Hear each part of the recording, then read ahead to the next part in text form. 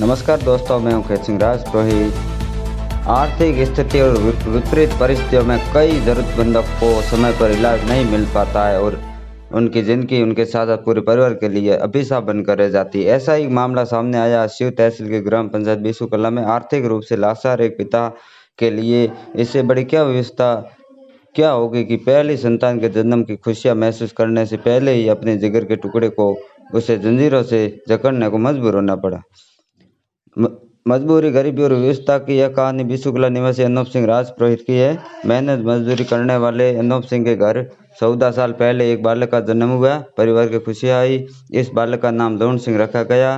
घर आंगन में अभी लोन सिंह नन्हे कदमों से चलना भी नहीं शुरू किया कि मात्र 2 वर्ष की आयु में ही उनके मानसिक रोग के लक्षण दिखाई दिए और उसका बचपन खेलने से पहले ही मुरझा गया।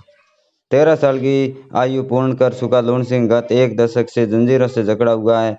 खेलने कूदने और पढ़ने की उम्र में 13 वर्षीय लोन सिंह जंजीरों में बांधना उसके परिजनों की मजबूरी हो गई।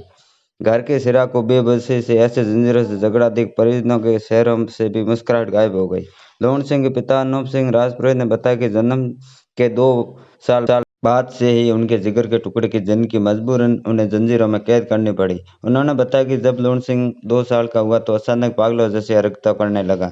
उन्होंने बेटे के इलाज के लिए दर दर हर पर सिर झुकाया, देवी देवताओं को धोख लगाई और बड़े से बड़े अस्पतालों के चक्कर लगाए, लेकिन कमजोर आर्थिक स्थिति के कारण 3 साल की भागदौड़ के बाद महंगा इलाज और जांच नहीं करवा पाया। लोन सिंह 5 साल पहले होने तक उन्होंने अपना सब कुछ दांव पर लगा दिया, पर कोई परिणाम नहीं मिला तो बेधक हार कर घर बैठ गए और दोबारा उसका इलाज कराने के लिए कहीं लेकर नहीं गए।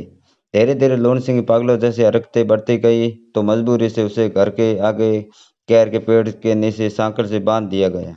लगभग एक दशक बीतने आया है। लोन सिंह की जिंदगी इसी तरह जंजीरों से ही गुजर रही है। पहली संतान के रूप में उनके जन्म के समय अपार खुशी हुई थी, लेकिन अभी इसकी जिंदगी जिंदा लाश के रूप में देखकर हर किसी की आंखों में आंसू आ जाते हैं। अनूप सिंह ने बताया कि अभी तो लोन सिंह बचा है, इसकी पूरी उम्र बाकी पड़ी है। मैं भूमिहीन हूँ और मेहनत मजदूरी करने परिवार चलाता हूँ। रहने के लिए छोटा कच्चा घर है। उन्होंने बताया कि परिवार में लोन सिंह से 2 छोटे और भी बच्चे हैं, इसलिए मैं और मेरी पत्नी केवल इसके पास बैठ भी नहीं सकते रह सकते। ऐसे में यदि कोई भामाशाह या प्रशासन की पहल करके मदद करे तो लोन सिंह की जिंदगी में बदलाव आ सकता है।